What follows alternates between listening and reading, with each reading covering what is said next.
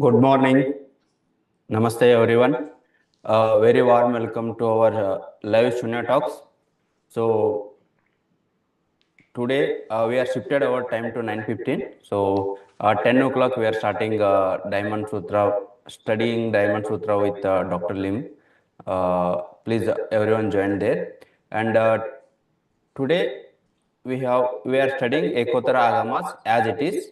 So, before we study, we will begin with our Shunya meditation practice.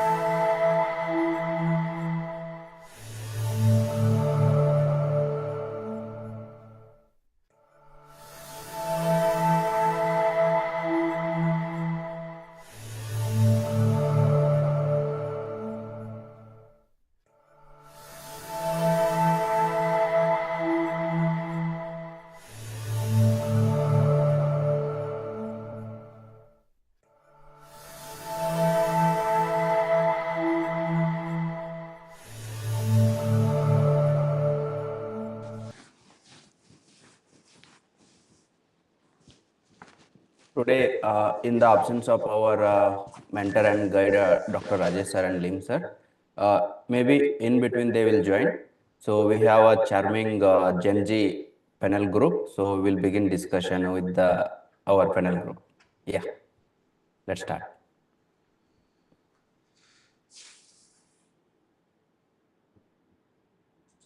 Yeah, so I'll read it.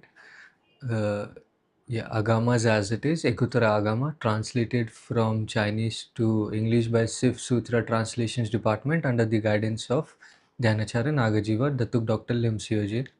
Continuing, we have so again, this is translated by Gautama Sangdeva. The credit goes to him because he was a Tripatakacharya who was it was called the Kapisha, which is the current Kashmir, and this was during the Eastern Jin dynasty.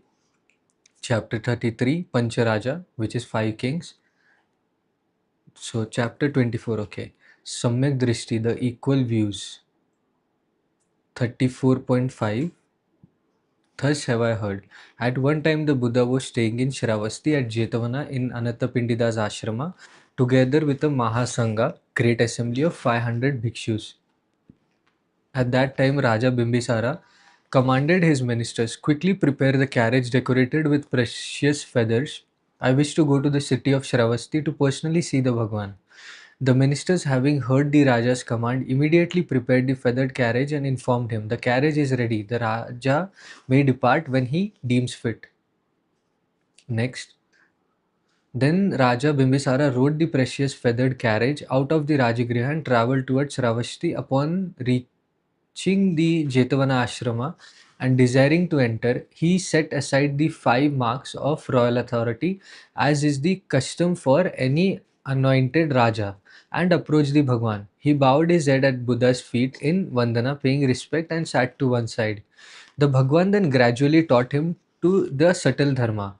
After hearing the teaching, the Raja said to the Bhagwan, I only wish that the Tathagata would spend the Varshavasa rainy season retreat in the Rajagriha. I shall provide robes, food, bedding, and medicine for any sickness. The Bhagwan accepted Raja Bimbisara's invitation with silence. Seeing that the invitation was accepted, the Raja rose from his seat, bowed his head at the Buddha's feet, circumambulated him 3 times, and departed back to his place in Rajagriha. While in a quiet place, Raja Bimbisara thought,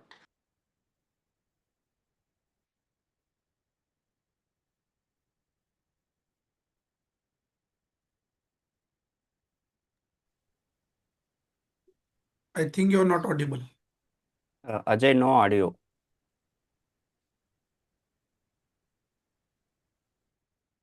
Yeah, this is your voice is not coming. हम्म, अभी आ रहा है, Hello. अभी आ रहा है.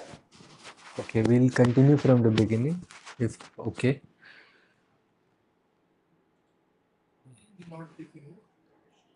Where did my audio went? Previous Where? stage Now it's okay. when he was still. From here? Yes, there in a quiet place, the Raja Okay, Bimbisara okay. thought. Yes. Okay, I'm capable of providing offerings to the Tathagata and the Sangha of the Bhikshus for the rest of my life, robes, food, and bedding and medicine.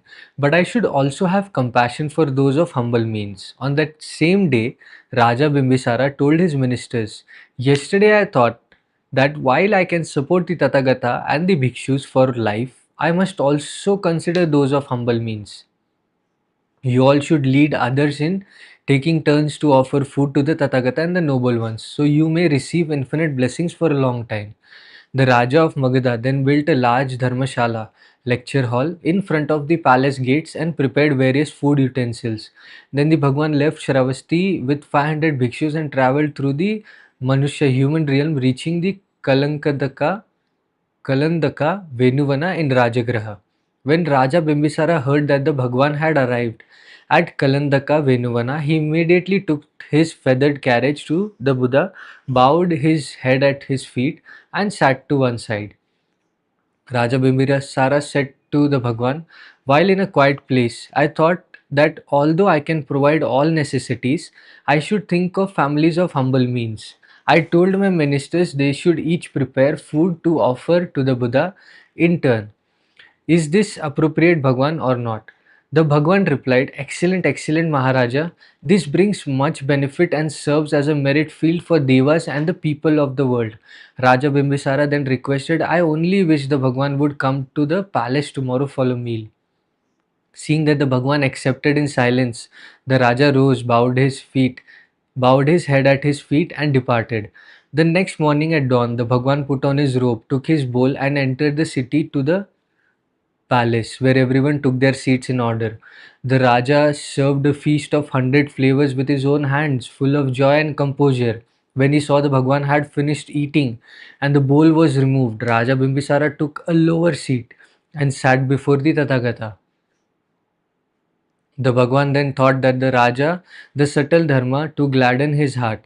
He spoke to the Raja and the ministers on the topics of dana, giving, Shila, morality, and Swarga, and on the impurity of sensual desires, the foulness of lust, and the bliss of renunciation. Knowing that their minds were open and free from doubt, the Bhagwan taught them what all Buddhas teach, the truths of dukkha, pain, its origin, its cessation, and the path. While sitting there, more than 60 people attained the pure Dharma as their defilements were exhausted. 60 ministers and 500 devas also attained the pure Dharma. Then the Bhagwan spoke this Gatha to Raja Bimbisara and the people. In sacrifices, fire is supreme. In scripts, the verse is best. The Raja is the most noble among humans, Manusya, the ocean, source of all rivers. Among stars, the moon is brightest. Among light, the sun is supreme. In all directions, above and below, among all the things that exist, among devas and people of the world, the Buddha is the most noble and supreme. Those who seek blessings should make offerings to the Buddha. After speaking this verse, the Bhagwan rose and left. Then the people of Rajagriha, regardless of status, offered food to Buddha and bhikshus according to their means. While the Bhagwan stayed in Kalandaka Venuvana, everyone in the region made offerings. Eventually, it became the turn of Brahmanas in Rajagraha to provide the meal. The Brahmanas gathered and agreed, "We shall each contribute 3 Suvarna gold coins to provide the food and utensils." In Rajagriha, there was a Brahmana named Jita Shru who was extremely poor and struggled to survive. Having no money to contribute, he was driven away and excluded from the assembly by the other Brahmanas. The Brahmana Jita Shru went home and told his wife, "You should know that the Brahmanas have driven me away and will not let me join. This is because I have no money." His wife replied, Go back to the city and find someone to give you a loan. You must get it, she added. Tell the lender I will repay you in 7 days. If I do not, my wife and I shall become your slaves. The Brahmana did as his wife suggested and searched everywhere in the city, but could not find a loan. He returned and said, I searched everywhere, but found nothing. What shall we do? The wife said, in the east of Rajagriha lives a great wealthy man named Pushyamitra, who has much wealth and treasures. To go with him. Go to him and ask for a loan of 3 suvarnas, gold coins, promising to repay in 7 days or become his slaves. The Brahmana followed her advice, went to Pushyamitra and requested the money with the same promise.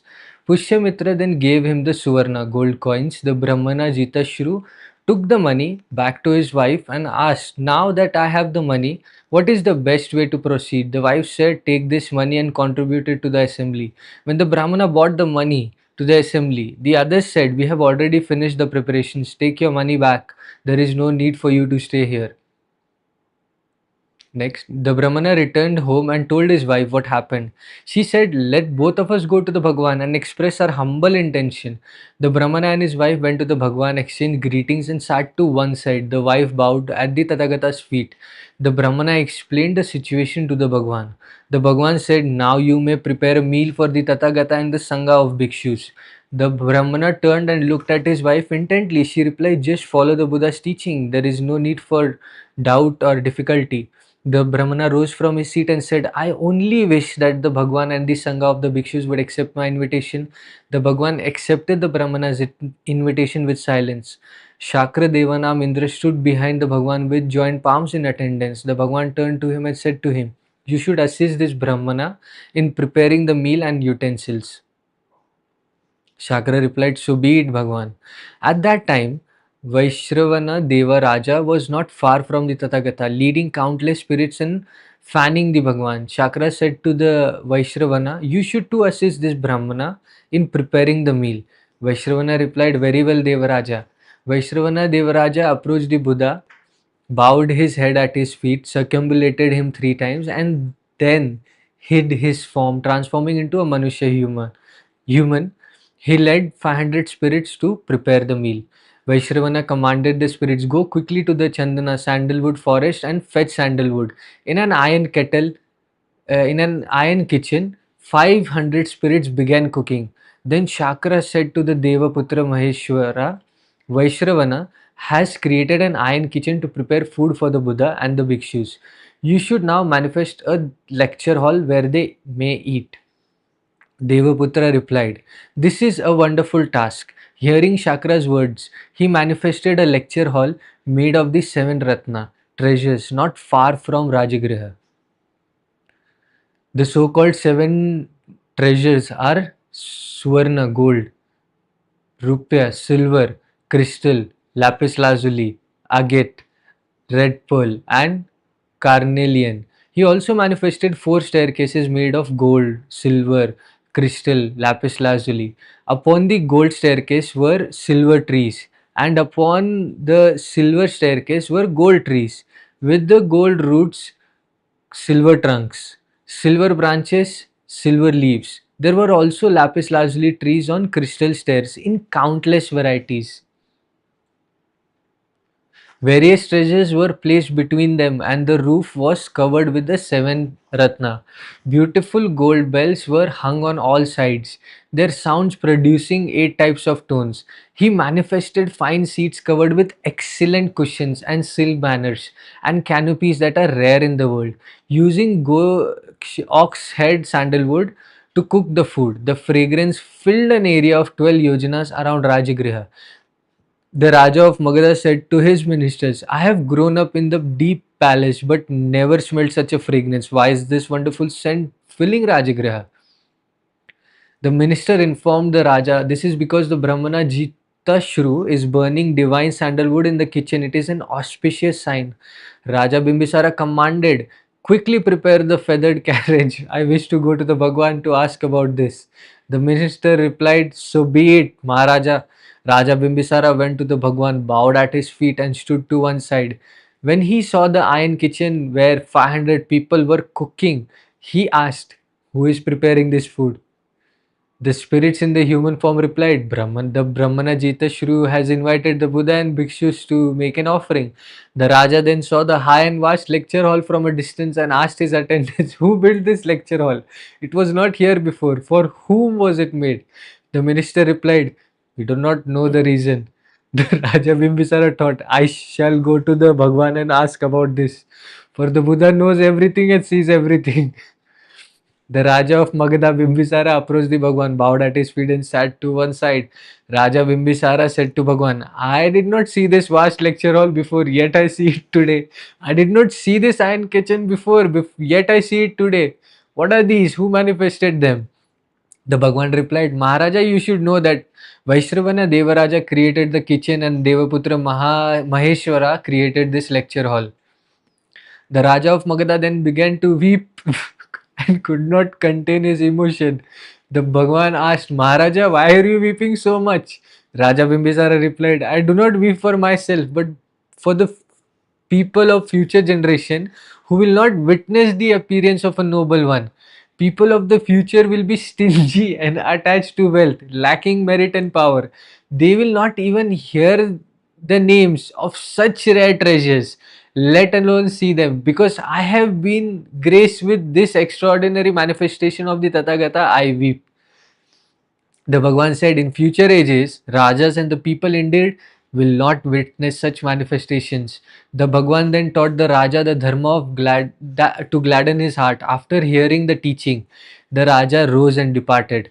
On that day, Vaishravana Deva Raja said to the Brahmana Jita Shru, stretch out your hand. When he did so, Vaishravana gave him a Suvarna gold ingot and said, throw this gold ingot onto the ground. The Brahmana threw it on the ground and it turned into hundreds of thousands of gold pieces. Vaishravana said, take this gold into the city, buy various food and bring them back here. At that time, the Brahmana accepted the instruction of Divine One and immediately took the gold into the city to buy various food and drinks, bringing them into the kitchen. Then Vaishravana Maharaja bathed the Brahmana, gave him various clothes to wear, and holding incense and fire, taught him to say, the time has arrived. Now is the exact time. May the noble one will graciously come to visit.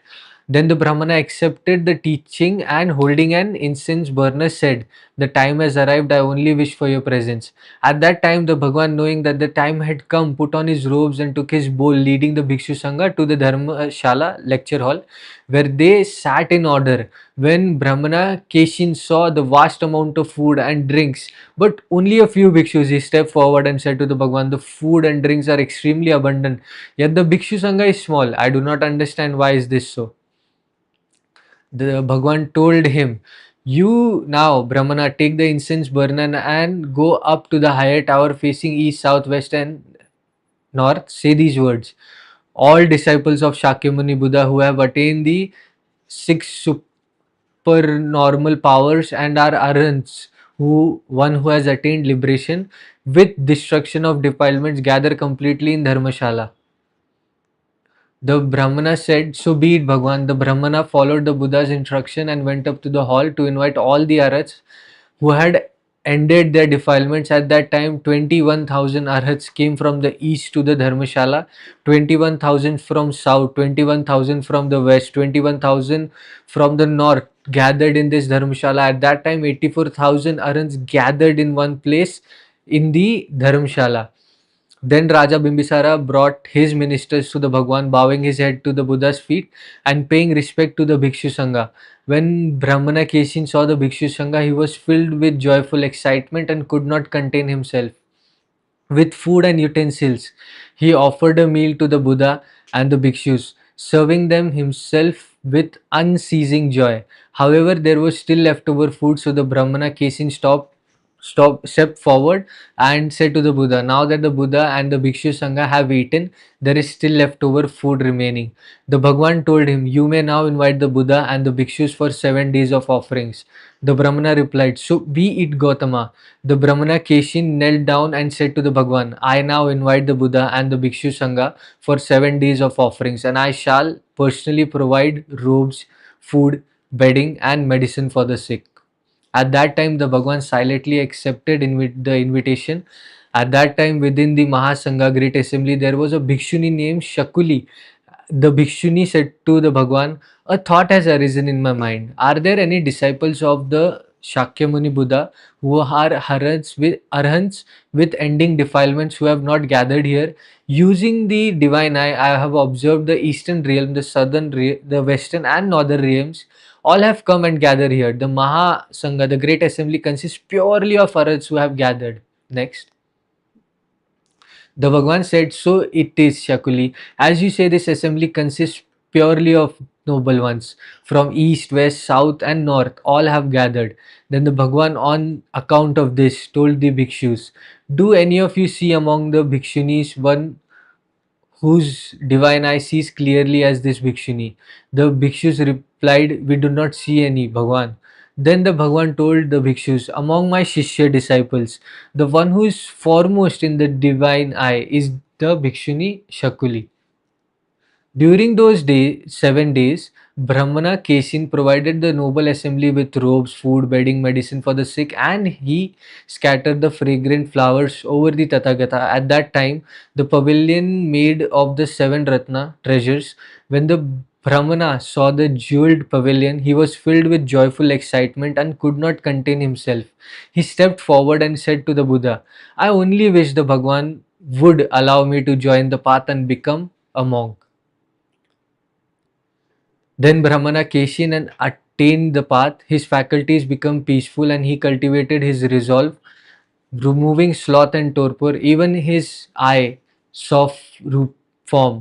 He did not give rise to perceptions or thoughts. His eye faculty was free from evil thoughts or wandering reflections as he guarded the eye faculty. If the Shrota ear heard sound, his nose smelled fragrance, his tongue knew taste, or his body felt tactile sensation.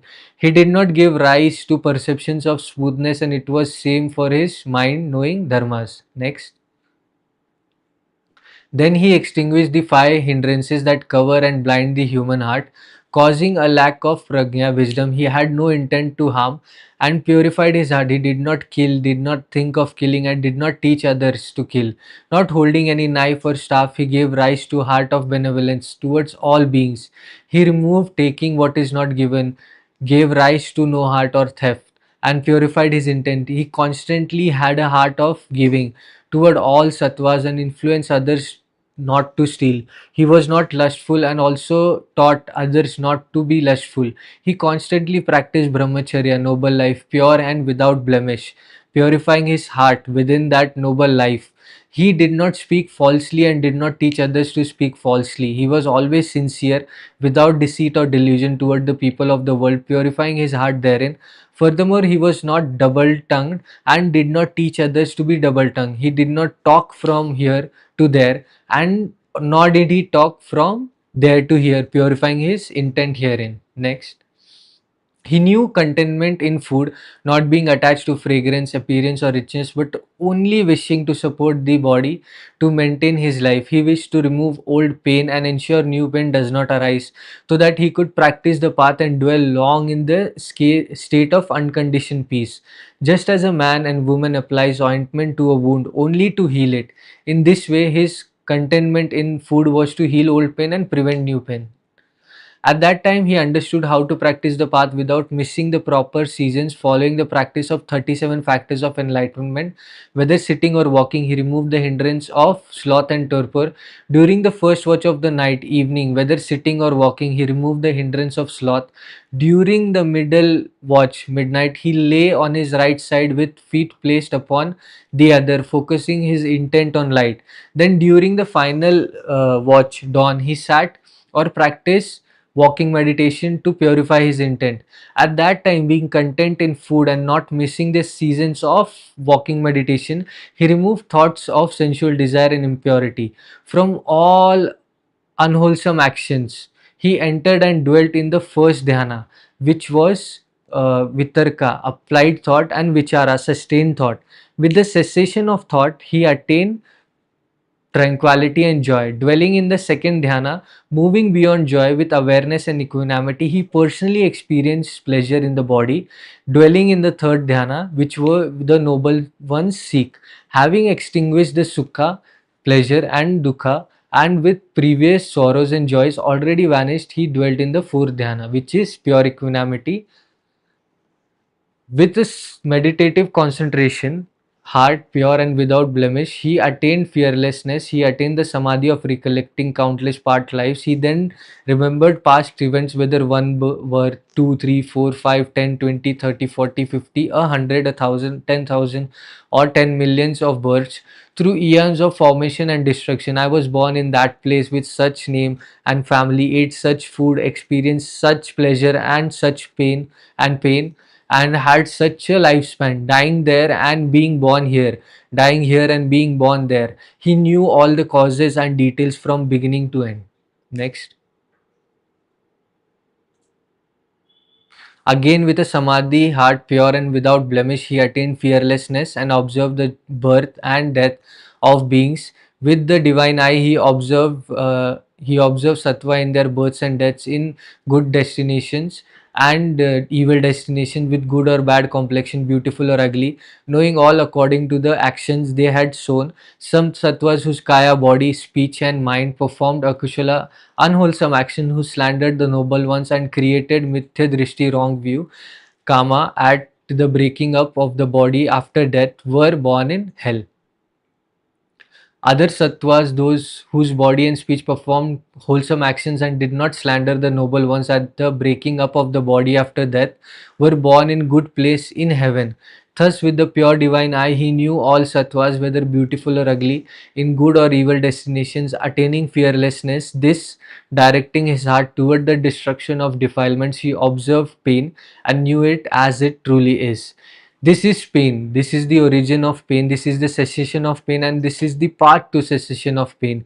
He truly knew this as it truly is. Having made this observation, his heart was liberated from the defilement of desire, the defilement of existence, and defilement of ignorance. Being liberated, he attained the knowledge of liberation. Birth and death are ended. The noble life is established. What was to be done has been done, and there is no more receiving of a Garbha womb. He knew this as it truly is. At that time, Brahmana Keshin became an Arhat who has attained liberation. Then the venerable Keshin, having heard the Buddha's word, followed them with joy. Yeah, that was the sutra, guys. A long one, but a pretty clear one, because you see, that is the beauty of Agamas. They go into a very detailed explanation of everything. They will not leave you anywhere that what did he mean or what was the reasoning and what happened, and these are just verses. They go in a very detailed understanding. I think it was pretty clear, and yeah, over to you all. Anything from you? No. No, no questions online as well. So I think so. It was a beautiful sutra, guys. This is a very important sutra, and it is available on the our websites, which is the agamas.com, and you also have the Nikayas and the Indian sutras, which are available freely on the websites. Go read it again, and you have to read it, because this sutra, you see, the sutra in the morning, which we studied in the Hindi, talked about you being, having that jagrukta, having awareness, having you can say a vow, and having faith. When there was this poor man in that village, he was aware of his situation, but he just wanted to contribute to the assembly, and his that vow to contribute to the assembly was such that when he asked the wife was ready, then told that go to this person, go to the village, and if it is possible, tell them, just give us the suvarnas, and if we don't return it, we'll be your slaves for life. That was the kind of determination they had, and because they had faith that if they're able to contribute, then they'll be able to change their life. And so it happened. And when all the situations were not happening, see how smartly they went. Then when there was nothing remaining, they went to the Buddha, and then because they had faith in the Buddha, because they were determined and they were aware of their situation, things change for them, and automatically you'll see these miraculous things happening. But it so does happen when you have faith in something. There will be people out there, there will be situations out there. This story symbolically tells that if you have faith in something, if you are determined to get it, then there are going to be turn of events. There are the whole reality, as Steve Jobs said, that you can put a dent into the universe, but the only that you have to have that conviction, and this sutra solidifies that. So thank you so much for joining in, and in another 15 minutes you are going to have a Diamond Sutra, a kind of a master class with Dr. Lim. So make sure you're ready and joining there on the Zoom, because here they are going to again dive deeper into the Diamond Sutra, and this will be an interactive session like the Shangalun. So thank you so much, Mahesh. Thank you so much, Kashvi and Venki, for joining for today. And we'll keep the session here. And that's it, guys. Namaste and bye bye.